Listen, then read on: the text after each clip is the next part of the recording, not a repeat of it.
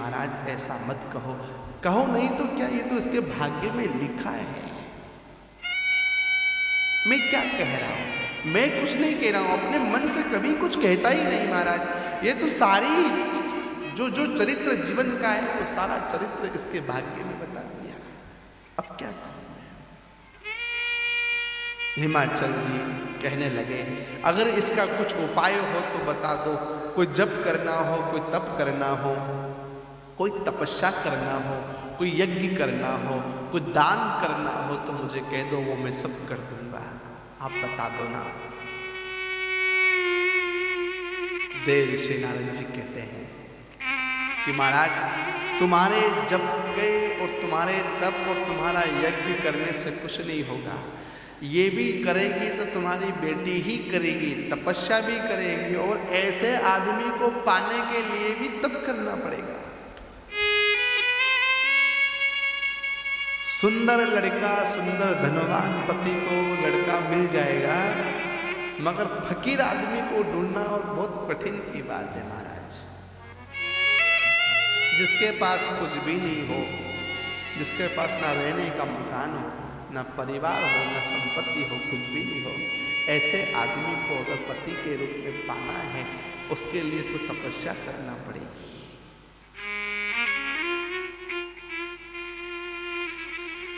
कैसे करेंगे? ये तो सब तुम्हारी बेटी कर लेगी, बाल की व्यवस्था से इसका ध्यान भगवान की पूजा में रहेगा। घबराने की कोई आवश्यकता नहीं है। माता उमा देवी बाल की व्यवस्था से ही भगवान का भजन करना, सत्संग करना, ध्यान करना और प्रयास करना कि उपासना कैसे की जाती है। हमारे यहाँ भी आचार्य पूजा करने वाले बड़े बड़े विद्वज्जन होते हैं, तो एक तरफ की नासिका से श्वास लेते हैं और दूसरी तरफ की नासिका से श्वास को बाहर छोड़ते हैं। क्यों छोड़ते हैं? इससे पहले पॉजिटिव को ले लेते हैं और फिर नेगेटिव को छोड़ते हैं। अच्छे को लेते हैं, उसके बाद फिर उसी को बंद करके उस दूसरी तरफ से छोड़ते हैं कि सब गलत विचार, गलत मानस, गलत व्यवहार सब बाहर हो जाए। इसलिए प्रयास किया जाता है। अब हम तो सोचते हैं कि बस हाथ धोए और भजन हो जाए और चलते फिरते राम राम जप लें तो बेड़ा पार हो जाएगा। तो ऐसे नहीं हो सकता बेड़ा पार। बेड़ा पार करना है तो सच्चित आनंद, परम आनंद को प्राप्त करना है तो हमें अपने मन को एकाग्र बनाना पड़ेगा और अभिमान को त्याग करना पड़ेगा। तो वो आपको राम जी से मिलाएगा। किससे? राम जी से। अब हम करेंगे नहीं तो कैसे राम जी से मिलेंगे? अब यहाँ जोगी जटिल अकाम मन, नगन अमंगल वेश, अस स्वामी एक मिलय, परिहस्त असिरे। जोगी जटिल जकाम मन, नगन अमंगल वेश। उसका वेश भी असुंदर, सुंदर नहीं है, असुंदर है। छोटा कोई बच्चा हो तो देख के डर जाए महाराज, ऐसा उसका वेश है। ऐसे बेसुपी इसको ऐसा पति प्राप्त होगा। अब चिंता तो होती है ना, पिता है, फिर भी देखो फिर आगे सुनी मुनि गिरा सत्य जय जानी, दुख दंपति उमा हर्षानी, नारद यह वेद न जाना, दशा एक समझुक बिल गाना। नारद मुनि की वाणी को सुनकर उनके हृदय सत्य जानकर पति पत्नी हेममान मेना को दुख हुआ और पार्वती जी प्रसन्न हो गई।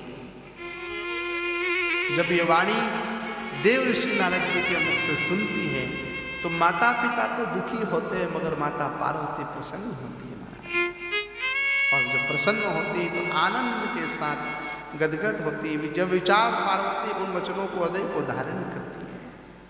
सकल सखी गिरजा करी मैना, पुलक शरीर भरे जल लेना। कितनी बड़ी बात है। नैनों में जल भराया माता मैना के और राजा हिमाचल के।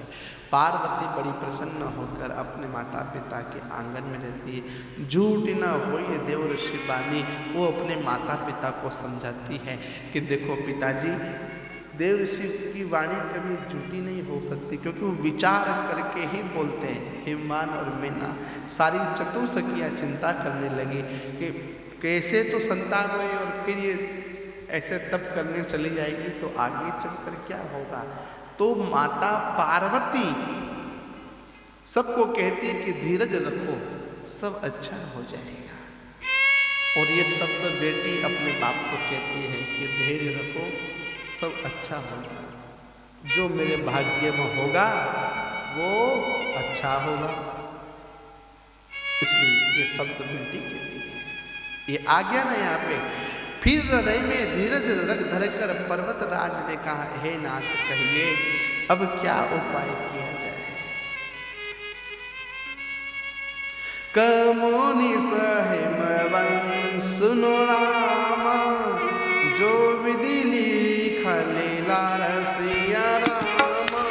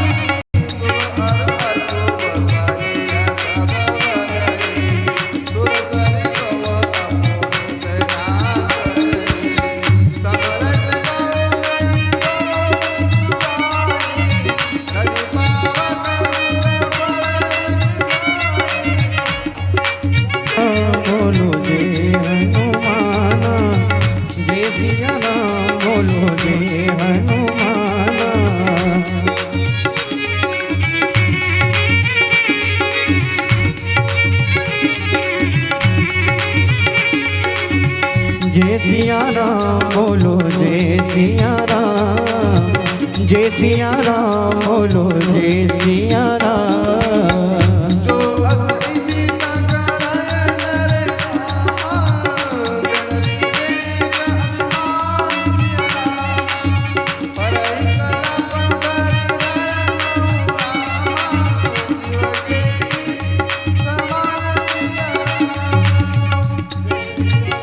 बोलो जय हनुमान, जय सिया राम बोलो जय हनुमाना। सुरसरी जल कट पारी जाना, कबहु न संत कराई दे माना। जय सिया राम बोलो जय सिया रामा, जय सिया राम बोलो जय सिया रामा। सुरसरी मिले तो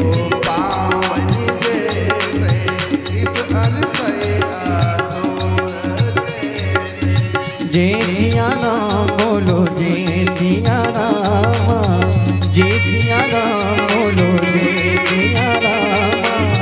शंभु सहज समरथ गढ़वाला,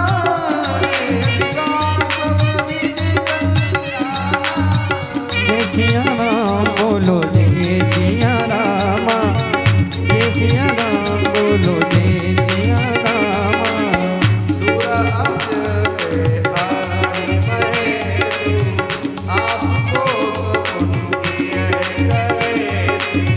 जय सिया राम बोलो जय सिया रामा, जय सिया राम बोलो जय सिया रामा। जो तप करे कुमार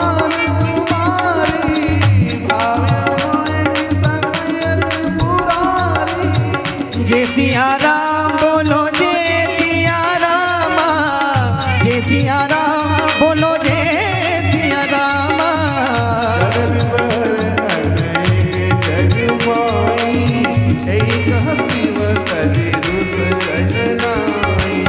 जय सिया राम बोलो जय सिया राम, जय सिया राम बोलो जय सिया राम।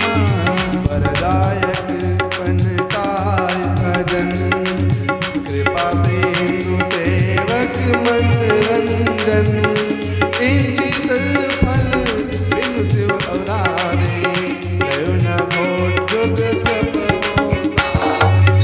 जय सिया राम बोलो जय सिया राम, जय सिया राम बोलो जय सिया राम, जय सिया राम बोलो जय सिया राम, जय सिया राम बोलो जय सिया राम। कही नारद सुमिरो हरि, गिरजई दिन को असे, होई यहाँ कल्याण अब, संशय तजो गिरि। जय सिया राम बोलो जय सिया राम, जय सिया राम बोलो जय सिया राम, जय सिया राम बोलो जय सिया राम, जय सिया राम बोलो जय सिया राम।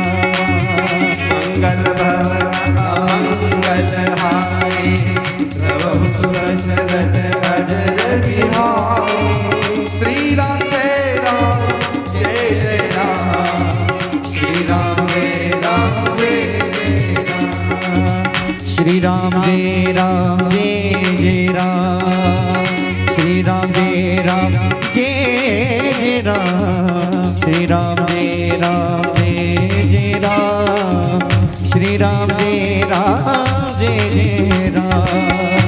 राम जय राम जय जय राम, श्री राम जय राम जय जय राम, श्री राम जय राम जय जय राम, श्री राम जय राम जय जय राम, श्री राम जय राम जय जय राम, श्री राम जय राम जय जय राम, श्री राम जय राम जय जय राम, श्री राम जय राम जय जय राम।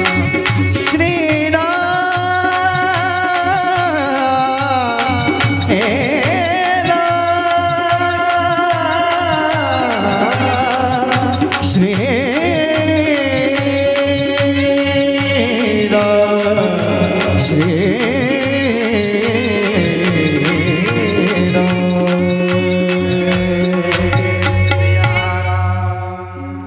इसी तरह भगवती जब चर्चा करते हुए देव ऋषि नारद जी की वाणी सुनती है तो सब दुखी होते हैं, मगर माता पार्वती बड़ी प्रसन्न होती है।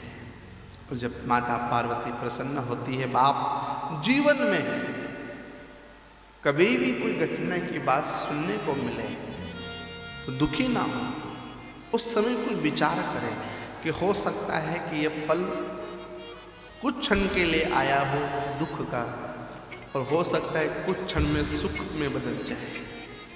मगर यह संसार के मनुष्य जितने भी हैं दुखी हो जाते हैं।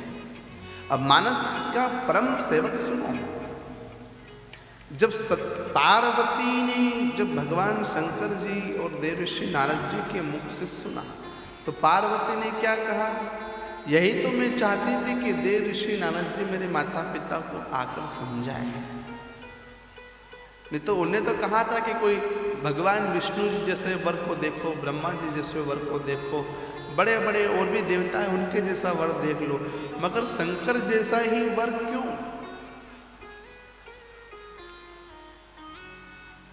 अब देखो, अब भगवान शंकर की ही क्यों चाहना रखी?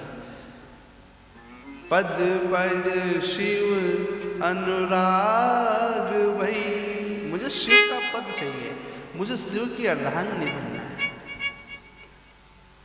जब माता पार्वती ने जब देव ऋषि की बात को सुनकर अमल कर लिया, कुछ क्षण के बाद, कुछ दिनों के बाद माता पार्वती जंगल में जाती है और भगवान शंकर को पाने के लिए तप करती है। महाराज और तब कैसा है। अब तब कोई सहज नहीं है कि हाँ आप हम तो माला ही कर लेते हैं, 1-2 माला हो जाती है बस भगवान के नाम ले। उन्होंने कितने वर्ष तक तप किया, 12 वर्ष तक तप किया। और उपासना साधना ऐसे नहीं, कभी जल पिया, कभी वायु का भोजन किया, कभी सूखे पत्ते खाए, कभी फल खाए, और कभी कभी वो भी बंद कर दिया, अपनी सांस को भी रोक लिया, और भगवान शंकर का पूजन निरंतर करते रहना। बस शंकर भगवान का पूजन निरंतर करते रहना।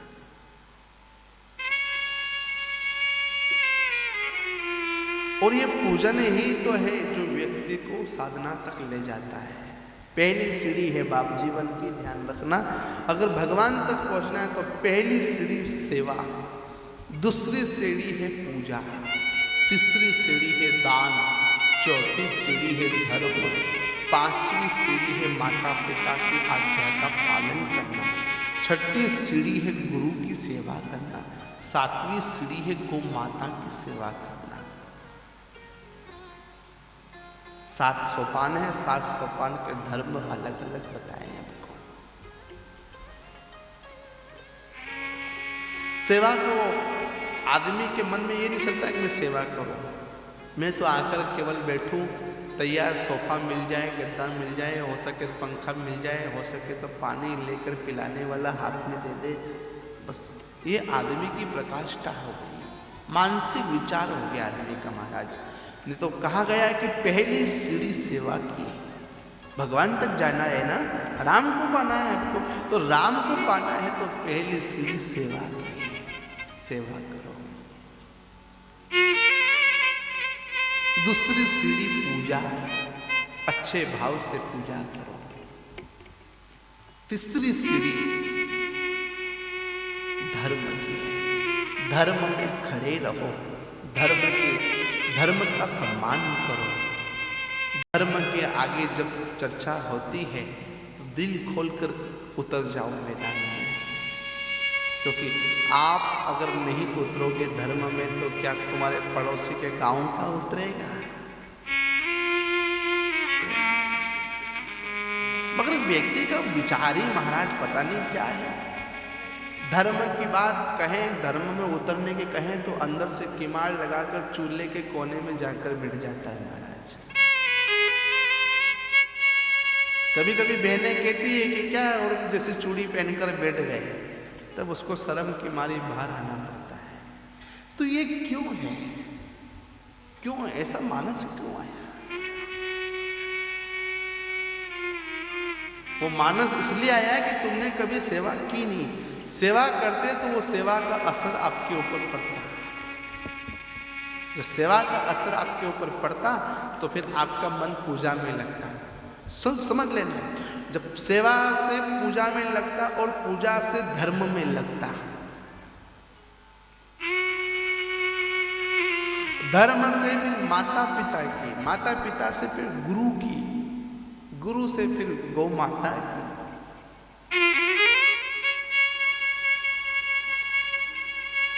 ऐसे चलता है। अब कोई कह दे कि हमें तो सेवा प्राप्त तो हो ही नहीं रही, तो आपने सेवा मांगी ही कब थी?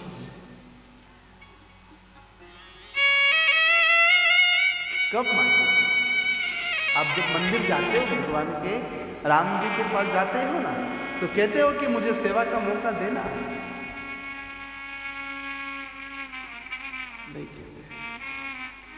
तो कैसे सेवा मिल जाएगी आपको? जब सेवा नहीं मिलेगी तो फिर आप पूजा कैसे कर पाओगे?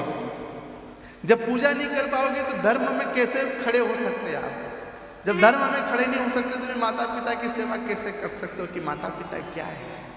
जब माता पिता की सेवा नहीं कर सकते हो तो गुरु की क्या खाक सेवा कर लो? बोलो ना। जब गुरु की सेवा नहीं हो सकती तो गौ माता की क्या सेवा कर लो? हम तो सब गौ माता को एक पशु समझते हैं, गाय है, पशु है, मगर उसके अंदर कितने देवताओं का वास है।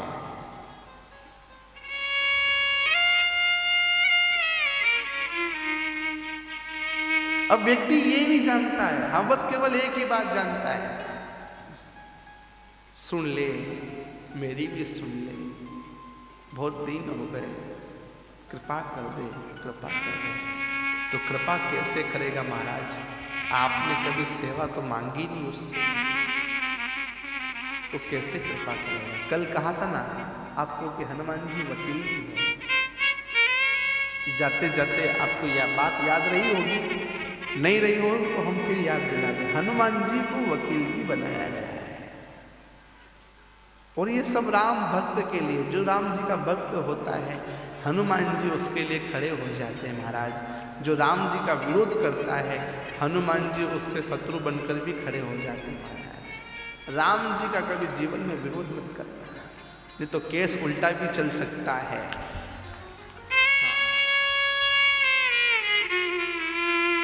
क्योंकि मानवता का शरीर है, कभी कभी हो सकता है कि जीवन में राम जी के विरुद्ध भी बोल सकते हैं, धर्म के विरुद्ध भी कह सकते हैं, मगर ध्यान रखना महाराज, जिसके भक्त हनुमान जी है उस आदमी की बुराई करने में पहले सोच लेना कि कैसे बुराई होती है।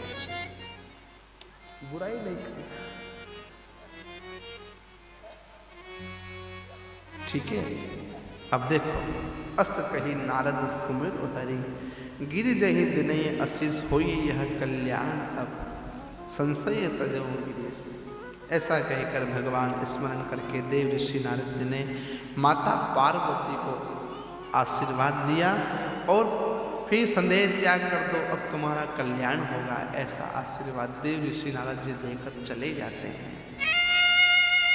महाराज हिमाचल, आप चिंता मत करिए, आपकी पुत्री का कल्याण ही होगा, और कल्याण चाहते हो तो राम जी से जुड़े रहो। जो गुरु ने बताया उस मंत्र को जपते रहो। ज्यादा अगर नहीं याद है तो श्री राम जय राम बोलते रहो, मगर जपते रहो।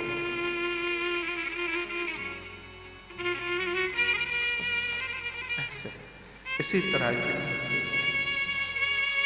फिर कहे अस ब्रह्म भवन मुनि गयऊ, अगिल चरित सुनो जस पितय एकांत पाए कह मेना, ना तुम समझ मुनि बन पेना। माता पार्वती अपनी माँ से कहती है कि माँ मुझे शंकर भगवान को प्राप्ति करना है, मुझे एकांत चाहिए, एकांत चाहिए। तो जब पार्वती अपनी बेटी के मुख से सुनती है तो माता मैना को समझ में नहीं आता, तो अपने पति से पूछती है मैना कि महाराज जी एकांत एकांत क्या कर रही है? तो वो कह रही है कि मुझे एकांत पाए कहे मैना, मुझे एकांत चाहिए, भजन करना है। और भजन एकांत नहीं होता है महाराज, सब भीड़ में भजन नहीं होता है। भीड़ में कभी भजन हुआ? बोलो, नहीं हुआ। एकांत चाहिए, तो इसलिए एकांत में भजन। जो न मिले बरो गिर जो जोगो, गिर जड़ सहज कहे सब लोग। सो ये विचार पति करो विभाऊ, जय न भोरे होय पुरता हूँ।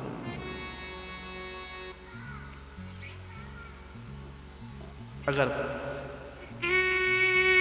पर्वतराज हिमाचल के मन में एक और विचार आया कि देव ऋषि नारद जी ने कह तो दिया, मगर अगर ऐसा पति अगर इसको प्राप्त हो गया तो लोग मुझे मूर्ख कहेंगे कि एक अपनी पुत्री के लिए कैसा वर देखा इसने। मगर पर्वतराज अब क्या करे, अब संदेह में पड़ गया, अब मुझे कोई चीज नहीं करना, कैसे कहूँ, क्या कहूँ। अस कहीं परि चरण धरि सीसा, भोले सहित सने गिरीसा। बरुबाक प्रगटे ससी माही, नारद बचन अन्यथा नहीं। ये भी तो सत्य है कि नारद के वचन कभी झूठ हो ही नहीं सकते। मैं अगर चाहकर भी सोच लूं कि दूसरा वर देखूं इसके लिए, मगर नारद का वचन कभी सत्य हो ही नहीं सकता। कि सत्य कैसे नहीं हो सकता? क्योंकि नारद जो कह दे वो सत्य है। क्योंकि नारद जो भजन करते हैं और जो भजन करने वाला व्यक्ति जो भी बोल देता है वो वचन सत्य हो जाता है महाराज। मैना कह रही है कि नारद के वचन से कुछ नहीं होता है, मगर राजा हिमाचल कहते हैं कि नहीं देवी, जो भगवान का भजन करता है उसका वचन सत्य हो जाता है। वो किसी भी भाव से बोल दे, किसी भी भाव में आकर कह दे, उसका वचन पलट नहीं सकता। वो आज नहीं तो कल नहीं तो परसों नहीं तो 2 साल बाद, 3 वर्ष बाद भी सत्य हो जाता है, मगर सिद्ध होता है।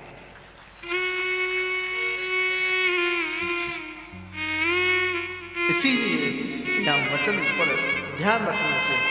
इसीलिए मुनि जन सदैव मौन रहते हैं, साधक मौन रहता है, संत मौन रहता है, भजनानंदी मौन रहता है। क्यों?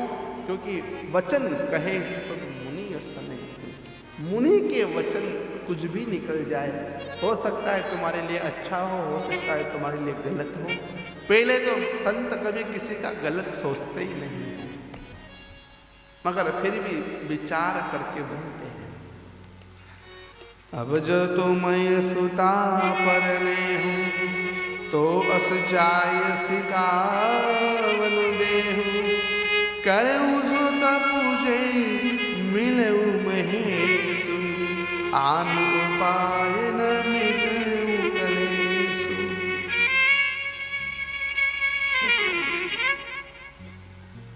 कितनी बड़ी बात है। सब छोड़ दे, भगवान का स्मरण करो। पार्वती जी को रचा है वही कल्याण करेंगे। सब लोगों से पूछते रहे राजा हिमाचल, मगर सबने एक ही बात कही कि महाराज तुम्हारी बेटी हुई है ना, तो तुम्हारे ऊपर नहीं हुई, तुम्हारे भरोसे पे नहीं है। जो कल्याण चाहते हैं, जो राम जी को समझ में आएगा, जो शंकर भगवान को समझ में आएगा वही होगा। आहा, तुम्हारी बेटी का कल्याण ही होगा। है नारद बचन सगाप सहेतु, सुंदर सगुण निधि बस केतु, अस विचारी तुम तजऊ असंका, सबय बाति सकरऊ कलंका। तुम बिना झंझट किए गलत क्यों लगाते हो? इसके भाग्य में अगर शंकर है तो शंकर ही मिलेगा, इसके भाग्य में अगर राम है तो राम ही मिलेगा। तुम्हें संकोच करने का कोई विषय नहीं है। इसको इसका कर्म करने दो। अगर इसको भक्ति करना है तब करना है तो करने दो ना। तुम क्यों बीच में बांधक बन रहे हो बाबा?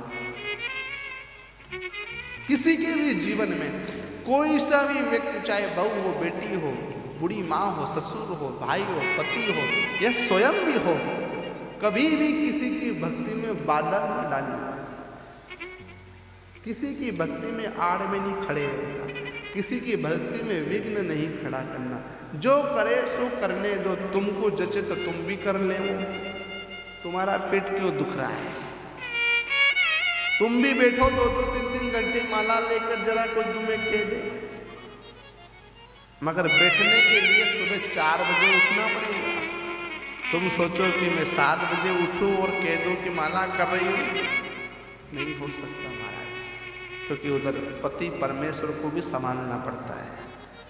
हाँ, अगर वो बिखर जाए तो फिर माला हाला सब बिखर जाए हमारे। बोलो न जय सिया राम। सुनी पति बचन हरसी मन माई, गई तुरंत उठी गिर जावाई। ओ मई बिलोगी नयन बरबारी, सहित सने गोद बिठाई। पति के वचन सुन मन में प्रसन्न होकर मैना उठकर तुरंत पार्वती के पास गई और पार्वती की उनकी आंखों की तरफ देखकर गोद में बिठाकर रोने लगी। कहने लगी कि मेरी कोमल जैसी पुत्री, राजमहलों में पलने वाली पुत्री कैसे छोड़ूं, कैसे कहूं, क्या करूं? देखो फिर कही, बार ही बार लेती और लाई, कद कद कंठ न कछु कही जाय, जगत मातु सर्वज्ञ भवानी, मातु सुखद होली मधुबानी। माता मैना अपने पुत्री को गोद में बिठाकर मधुर मधुर वाणी से समझाती है, कहती है बेटा ऐसा नहीं करना, जंगल में नहीं जाना, बड़े बड़े राक्षस होते हैं, बड़े बड़े शेर गीत राक्षस बड़े बड़े पशु दहाड़ते हैं, अकेले को देखकर खा जाएंगे, ये भक्ति तो घर में ही कर ले। मगर पार्वती जी के मन में तो वही बात है, सुनहि मातु में देख अस सपन सुनाओ तो, सुंदर गोर सुविप्रवर अस उपदेश। माँ एक बात कहूँ तुझे, क्या कि देख मुझे सपना आया और सपने में क्या देखा पता है, मैंने एक सुंदर गोर ओढ़ने का ब्राह्मण देखा जो मुझे उपदेश दे रहा है, उपदेश दे रहा है। अब वो श्रेष्ठ ब्राह्मण मुझे सपने में आकर उपदेश दे रहा है कि बेटा तप करो, माला करो, जप करो, ये करो, वो करो, मैं क्या करूं। देखो फिर देखो,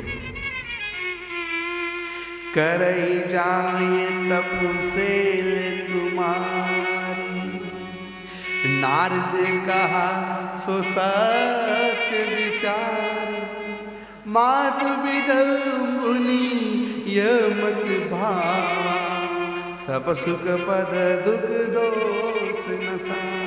माता जो प्रश्न देवर्षि नारद जी ने कहा वो सत्य हो गया, और वो सपने में जो ब्राह्मण आया था उसने भी यही कहा है कि मुझे को तप करना चाहिए। अब माता मैना तो बड़ी दुखी होने लगी।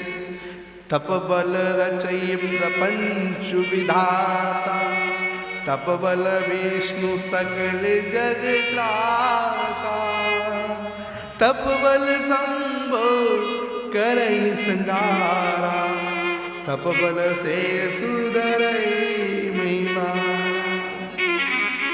तप के बल से ब्रह्मा संसार को रचते, तप के बल से भगवान विष्णु सारे जगत का पालन करते, तप के बल से समूह रूप रुद्र जगत का संहार करते, तप के बल से शेष पृथ्वी का धारण करते। माता ये पृथ्वी तो तप के ऊपर से ही चल रही है, अगर तप ना होता तो ना तो जगत का पालन होता, ना ब्रह्मा का संसार होता, न जगत भगवान शंकर रुद्र के रूप में किसी का विनाश करते।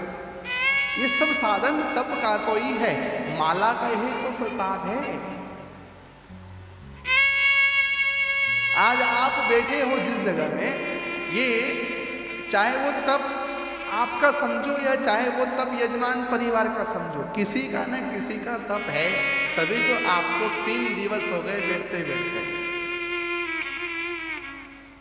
अगर तप नहीं होता तो आप लोग यहाँ क्या करते हैं, बोलो ना जय सिया राम। इस तप का प्रताप है महाराज, तप होना चाहिए। बिना तप विवेक सत्संग नहीं है, बिना तप से साधना नहीं हो सकती, बिना तप से भजन नहीं हो सकता, बिना तप से आराधना नहीं हो सकती है। तप जरूरी होता है। तप यानी कि साधना, साधना यानी कि जप, जप यानी कि भगवान का भजन, भजन यानी भगवान को प्राप्त करना। आप ये मत सोचना कि महाराज ने तो तप का कह दिया, हम तप कहाँ करने जाए। हाँ। तप यानी भजन, भजन यानी कि जप, जप यानी कि साधना, साधना यानी तप। आप अगर नियमित रूप से माला निधि करो और एकांत में ऐसे चुपचाप आसन लगाकर बैठ जाओ और केवल बस ध्यान करते रहो, ओम का ध्यान करो या फिर राम जी का ध्यान करो, बस करते रहो। ध्यान में भगवान की लीलाओं का ध्यान करा करो तो तुम्हें आनंद आने लगेगा। धीरे धीरे धीरे धीरे धीरे धीरे आनंद आएगा। महाराज देखो अब तब आधार सब सृष्टि भवानी करे जाई तब अस जिय जानी सुनत बचन विस्मित महतारी सपन सुनाए गिरे हकारी। जो सपना आया है वो सत्य है, वो कभी गलत हो नहीं सकता। और अब मुझे आशीर्वाद दो, मैं तब करने के लिए पर्वत पे जा रही हूँ। ये देखो बात हुई, माता पिता बहुत तरह से समझा, बड़े हर्ष के साथ पार्वती तप करने के लिए चली जाती। इतना समझाते हैं माता पिता, इतना समझाते हैं, मगर फिर भी पार्वती नहीं समझती। क्यों नहीं? क्योंकि उसको तो शंकर जी को पाना है। कभी कभी ऐसा होता है कि हमारी जो भक्ति होती है, क्या होती है भक्ति, जब वो बढ़ने लगती है तो कभी कभी हम माला को रोक देते हैं कि वह आज लेट हो गया, माला नहीं करेंगे, अपन कल करेंगे। तो वो समझो कि फिर आपका भक्ति में विघ्न आ गया है, और जब विघ्न आ गया तो आप भगवान तक नहीं पहुंच पाओगे। ऐसा प्रसंग है। वेद श्री राम मुनि आतव राम सब एक समुझाय सिया राम पार्वती महिमा रहे प्रभु दर पाय सिया राम और दरे उमा पार्वती सरला जाय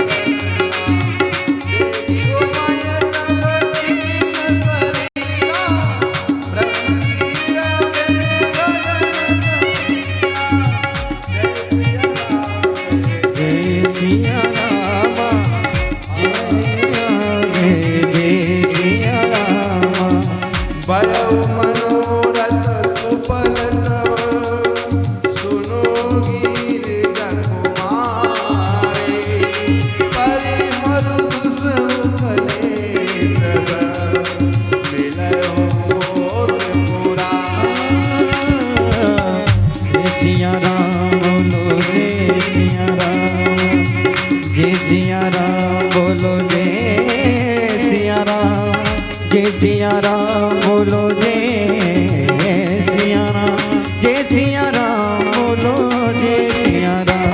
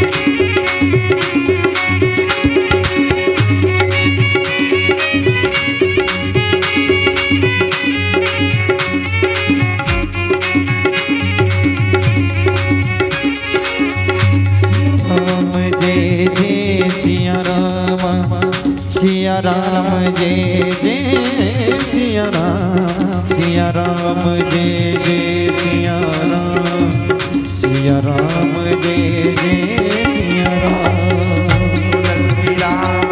गगन बखानी उलट गात गिरजा हर शानी उमा सरित सुंदर में गावा सुनो सदम सिया राम जय जय सिया राम जय जय सिया राम जय जय सिया राम जय जय सिया राम जब ते सती गाए तनु त्यागा तब ते शिव मन भयउ बिरागा जब ही सदा रघु नायक नामा जहत सुनहि राम गुण गावा सिया राम जय जय सिया राम जय जय सिया राम जय जय सिया राम जय जय सिया राम चिदानंद सुख धाम श्री विगत मोह मजना विचरहि मई धरि हृदय हरि सकल लोक अभिराम सिया राम जय जय सिया राम जय जय सिया राम जय जय सिया राम जय जय सिया राम कटहु मुनि उपदेश ज्ञान कटहु राम गुण करहि बखाना जगति अनाम तदपि भगवाना भगत विरय दुख दुखित सुजाना ऐ विधि गए मांगो विधि इतने होय नाम पद प्रीति नेम प्रेम संकर कर देगा हरिचल हृदय बरेगा प्रगटे राम पुलक्य कृपाला रूप सिलनिधि तेज विशाला बहु प्रकार संगर सरहा तुम बिनु असरत हो निर्वाहा बहु विराम से भय समुझावा पार्वती कर जन मुस्कावा अति पुनीत गीत जाके करनी बिस्तर सहित कपाल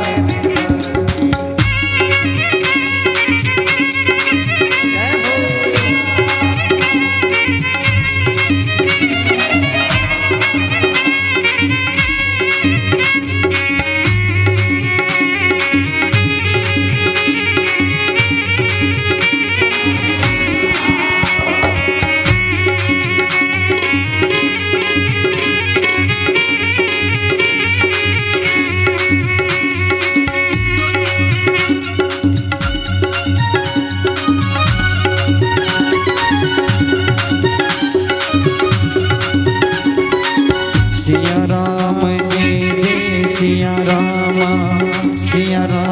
जय जय सिया राम जय जय सिया राम जय जय सिया राम जय जय सिया राम जय जय सिया राम जय जय सिया राम जय जय सिया राम अब बिनती मम सुनाओ सिय जो मां पर निज ने जाय विवाहु से जहिया मोय मांगे कह शिव जदब उचित असनाई नाथ बचन पुनि मुहे न जा सिर धरि आयसु करहु तुम्हारा परम धर्म यह नाथ हमारा मात पिता प्रभु के बानी विनय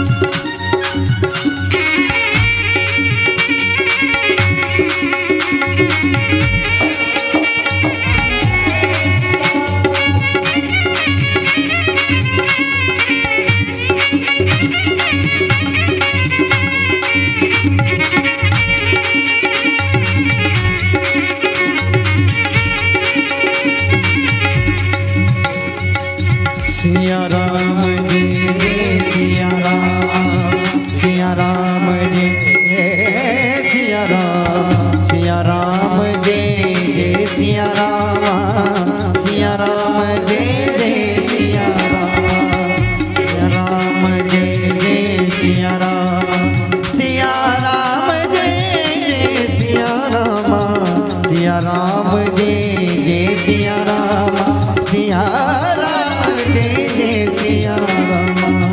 प्रभु तो सेव सुनि शंकर बचना, भक्ति विवेक धर्म जुति रचना, कहो प्रभु हर तुम्हार पन रहूं, अब और राखूं जो हम कहूं, अंतर्धान बहे असबासी, शंकर सोई मूरति और राखी, तब ही सब ऋषि सुबह आए, बोले प्रभु अति मच सुहाए। श्री राम जय राम जय राम, सिया राम जय जय राम, सिया राम जय राम, श्री राम जय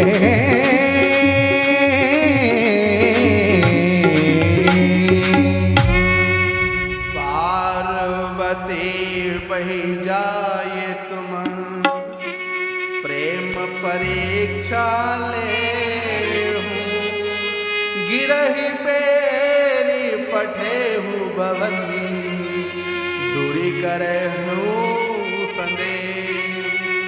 महाराज, माता पार्वती अपने माता पिता के समझाने के बाद भी पर्वतराज की ओर चली जाती है और तप करने के लिए, भगवान शंकर की भक्ति करने के लिए पर्वत पर जाती है। अब भगवान शंकर की जब भक्ति करती है तो माता पार्वती भगवान शंकर को पाने के लिए कितने कठिन व्रत करती है। साल एक वर्ष तक तो माता पार्वती ने सभी चीजों का सेवन किया, आहार लिया, फल लिया, पानी पिया, वायु श्रवण की, सब चीजों को स्वीकार किया। दूसरे वर्ष में महाराज माता पार्वती ने फल का त्याग कर दिया।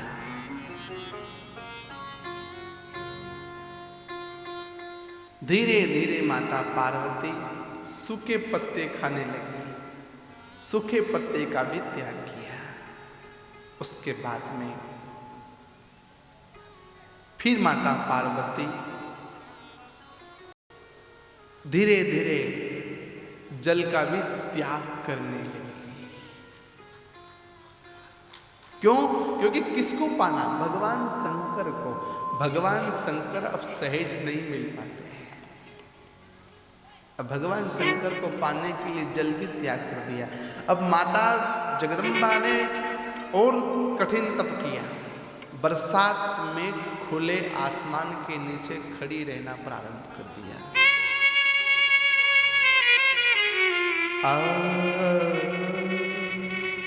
बोल गया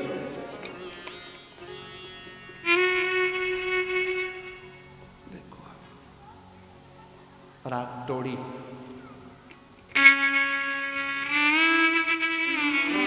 माता खुले आसमान में रहकर नीचे खड़ी रही और बरसात बसंत पानी इतना गिर रहा है, ठंडा पानी, उसमें माता पार्वती तप कर रही है। भगवान शंकर को पाना है खुले आसमान में रहकर। वो साधना भी संपन्न हो गई, फिर भी भगवान शंकर के दर्शन नहीं हुए तो माता पार्वती ने अपनी श्वास को रोकना प्रारंभ किया। महाराज श्वास रोकती है। अब श्वास को रोककर तप करने लगी। इधर भगवान शंकर के पास, उधर माता पार्वती की तपस्या, और इधर भगवान शंकर के पास राम जी जाते हैं, श्री हरि विष्णु भगवान जाते हैं और उनको विवाह के लिए बार बार आग्रह करते हैं महाराज कि प्रभु महादेव शंकर भगवान तुम विवाह क्यों नहीं कर लेते हो, हमारी एक छोटी सी प्रार्थना है। भगवान शंकर जी कहते हैं कि मुझे विवाह नहीं करना।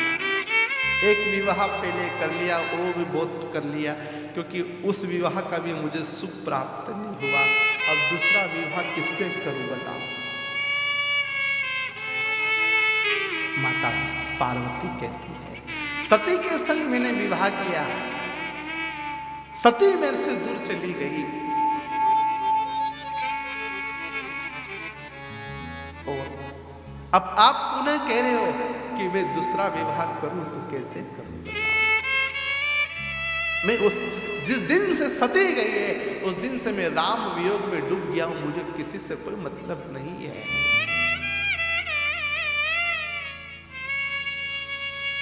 वो कहने लगे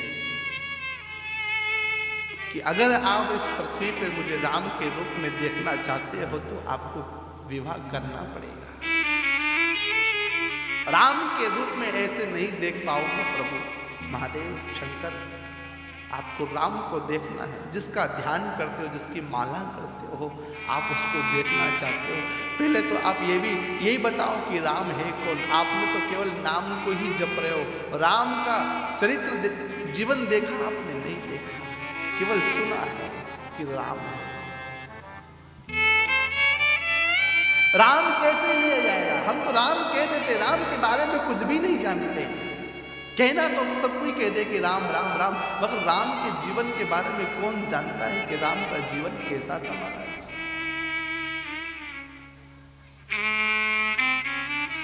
और महादेव आपसे एक जिज्ञासा है मेरी, अगर आप मुझे राम के रूप में देखना चाहते हो तो विवाह तो करना ही पड़ेगा। शंकर जी कहते हैं कि विष्णु जी मेरे को विवाह नहीं करना, मगर विष्णु जी कहते हैं कि अगर आपको राम को देखना है सत्य आंखों के सामने तो आपको विवाह करना पड़ेगा। और वही सती दक्ष कुमारी पुत्री राजा हिमाचल की आप पुत्री के रूप में, कन्या के रूप में प्राप्त हो गई, और वो तुम्हें पाने के लिए तप कर रही है। देखो ना शंकर कितना तप कर रही है, कितनी कठिन तपस्या है उसकी।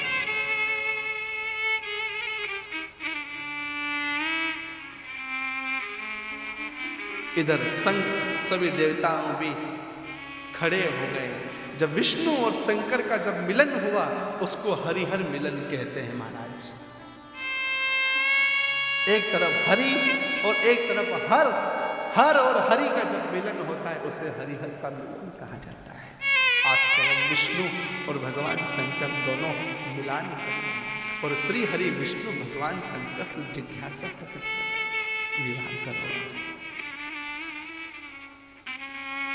कैसे किया जाए, कैसे समझे?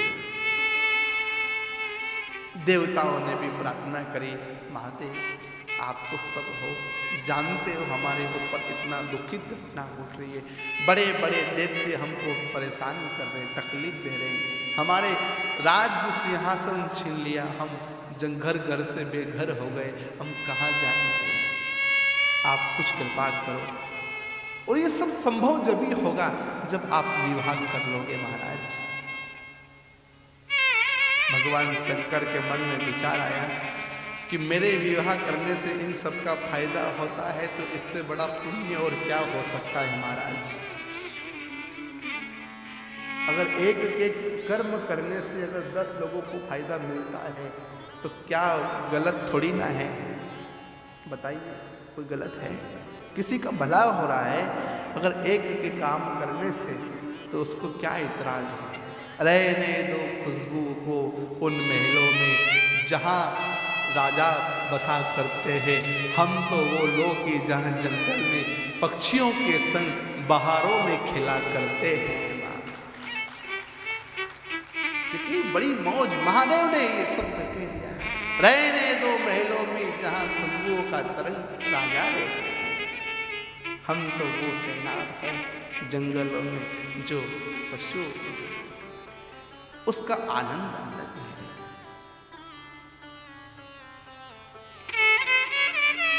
और ये समाज है, एक बड़े आदमी से दोस्ती कर लो और एक भगवान के भक्त से मित्रता कर लो तो आपको अंतर नजर आ जाएगा कि बड़े आदमी की मित्रता और भगवान के भक्त की मित्रता कैसी होती है।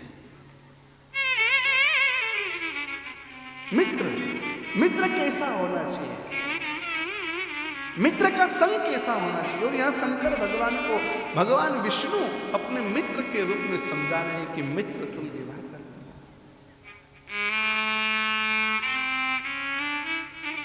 मित्र के रूप में विवाह।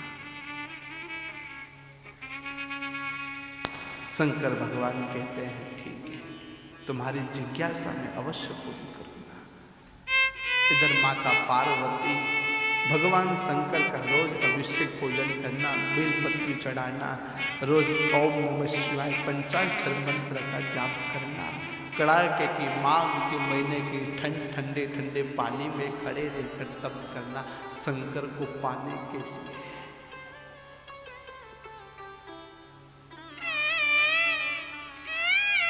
और वो डर डर के कदम रख रही है, चल चल के कहीं नहीं। जब सती का रूप मैंने, मुझे याद है कि मैंने पूर्व जन्म में दक्ष की पुत्री सती थी, और मेरा भ्रम, मेरा जो सोच, मेरे जो विचार था, उसने मेरे शंकर से दूर कर दिया। अब कहीं ऐसी गलती ना करूं जो मेरा शंकर दूर हो जाए। जो पूर्व जन्म में गलती हुई, जो हो गई, अब गलती नहीं करूंगा महाराज, क्योंकि मेरी एक गलती ने मुझे शंकर से दूर कर दिया। अब मैं ऐसी गलती जब भी पूजा करती तो वो यही कहती कि बस सब कुछ करना, पर बाकी मैं तुम्हारे सामने कभी किसी कारण का मोह और किसी कारण का भ्रम नहीं रखूंगी। महाराज मुझे ऐसा पति चाहिए, मुझे शंकर ही चाहिए। गिड़गिड़ाती, रोती, गाती, बैठती, उड़ती, तप में लीन रहती, पूरा अच्छे खान पीन के घर की कन्या सूखी पतली हो गई। ऐसा तप किया, मांस खत्म हो गया, केवल हड्डी हड्डी बची। इतना कठिन तप उस जगदम्बा का।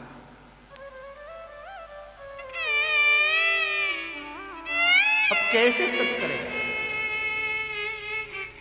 भगवान शंकर ने देखा कि बहुत परीक्षा है। श्री हरि विष्णु भगवान ने कहा कि कुछ तो करना पड़ेगा, तुम्हारी समाधि हमने ऐसे नहीं तोड़ी है। कहा जाता है समाधि को तोड़वाने के लिए काम को भेजा गया था इंद्र ने, काम को, क्योंकि शंकर तो समाधि में लीन थे। शंकर की समाधि तोड़ना सृष्टि का विनाश करवाना सहज नहीं है, क्योंकि शंकर तो हमेशा राम में मौज करते हैं। बाप मौज रहती है,